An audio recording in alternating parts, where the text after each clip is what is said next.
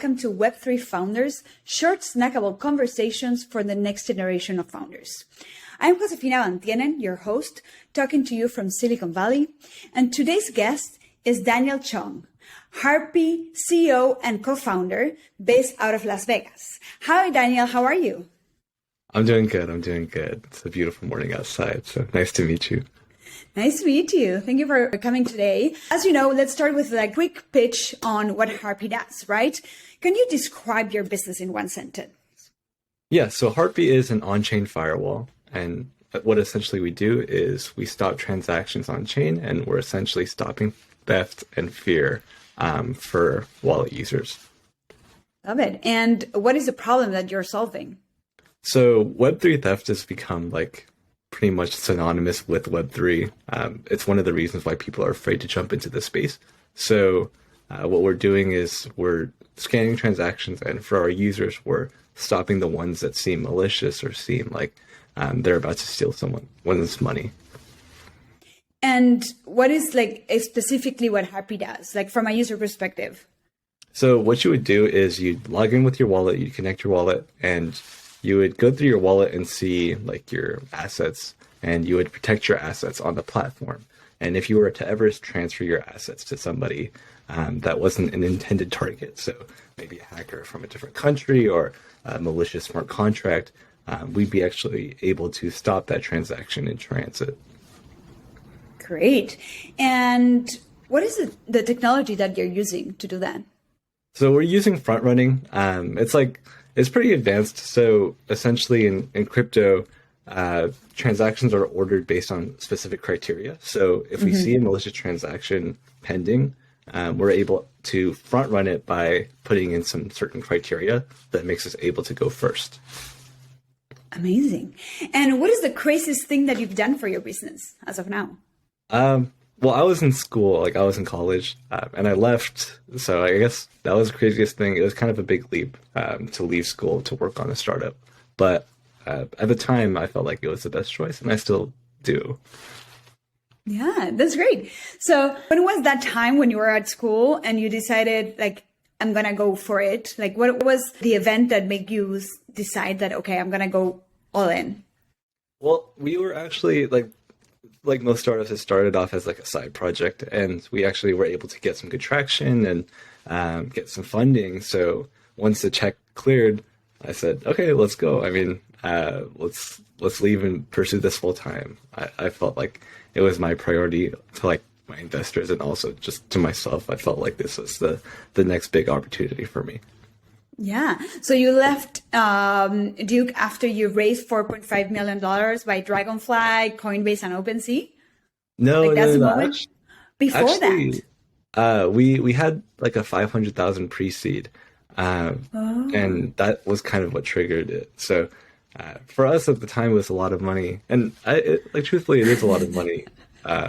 Just to put things in perspective. So I was this might be a good time. Wow, that's great. And you decided to build it with your brother, right? Yeah. How is working with your brother? I don't think there would be anyone else that I would be able to build the business with, especially at a time where I was literally in school. I didn't have many business connections, not many people that I could really trust to work on something like this. So I would say people usually ask me that, and my answer is it's not as dysfunctional as one might think. It actually works pretty well. Interesting. And how did you get into Web3 or blockchain? I read somewhere that you were kind of educating yourself on Solidity.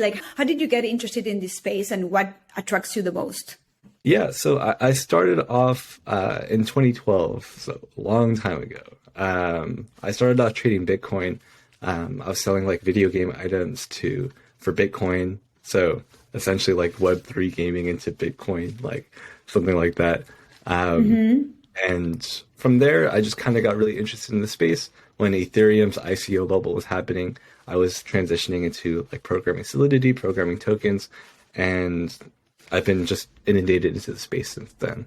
And yeah. That's great. And then how the firewall idea came to you, why you thought it was a great opportunity to pursue?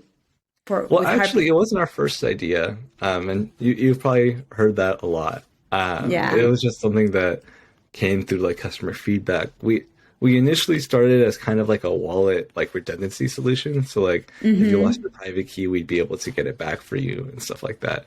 But we found that Cool.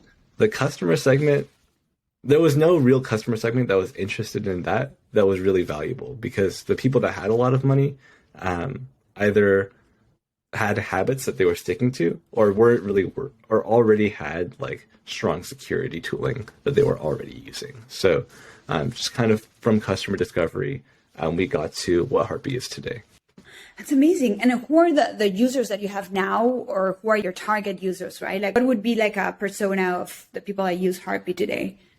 Yeah, right now it's like we got some cool traction on Twitter and just like some unexpected and unprecedented traction actually. So we're really hunkering down to figure out who exactly that customer is. But from what we can tell, like very like eagle eye view, it's just a lot of NFT customers, a lot of people that have been in the space for a little while, have inundated themselves into a lot of projects, but still hold a lot of their assets in their MetaMask. Yeah. So about Yeah. that level of like technical aptitude with like crypto knowledge. Yeah. And that's interesting. So do you think that the security is so important, right? And I read that you also do it for scams, right? Like, are you Harpies also works for scams, Yeah. So actually, right? that's our main use case, like Okay. stopping scams on chain. Amazing. So as a user, right? Like what I need to do is go to your platform, connect my wallet. I did that yesterday. Connect my wallet.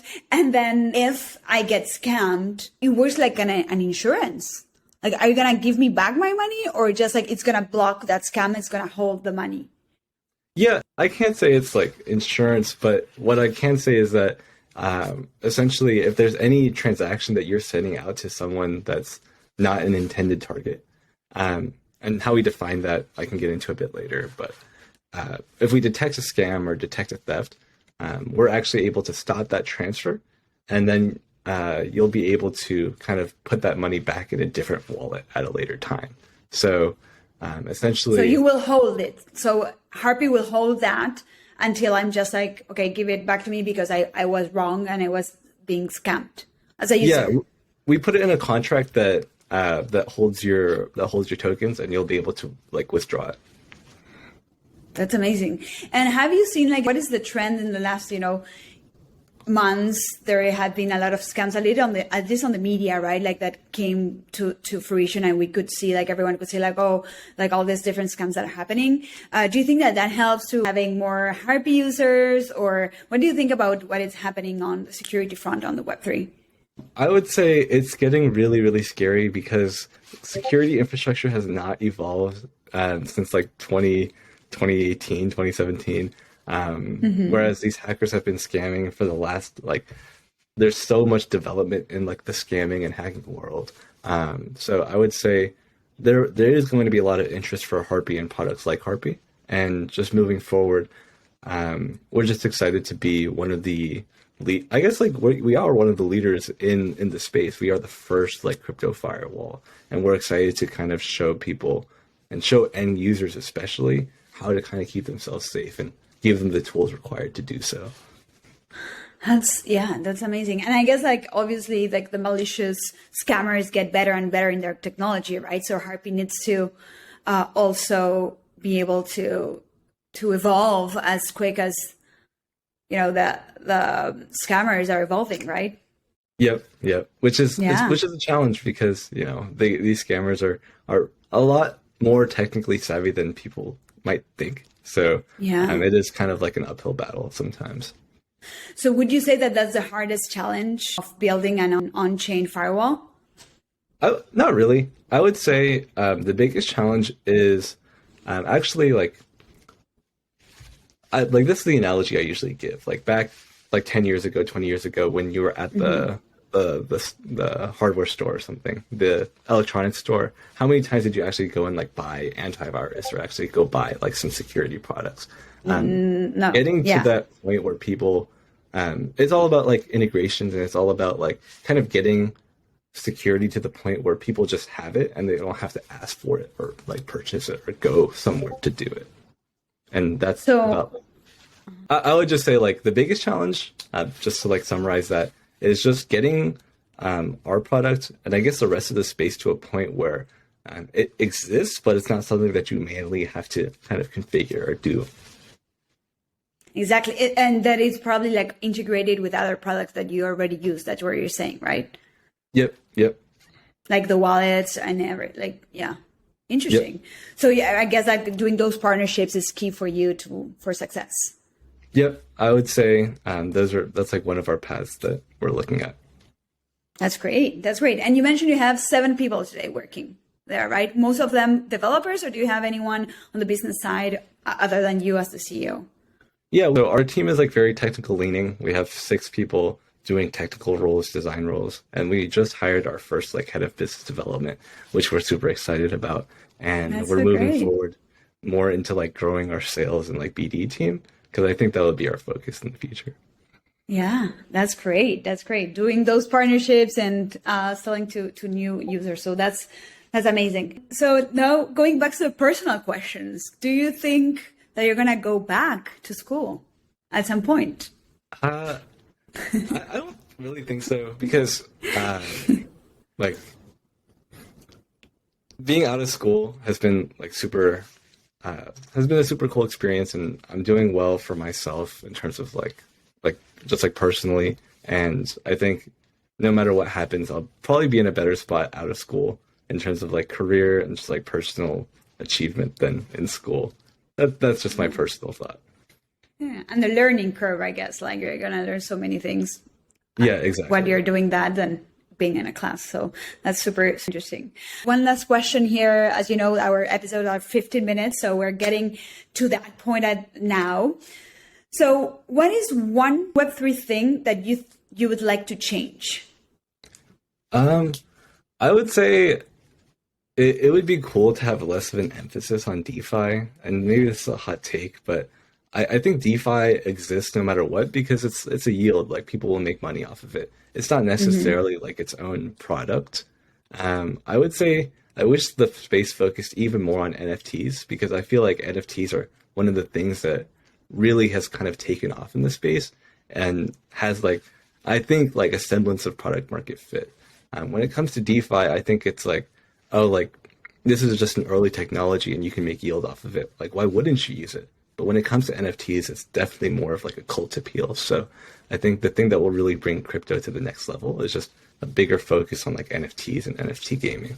Follow-up question on that. In NFTs, in terms of, because you see more usability, or why the NFT as opposed to like DeFi itself?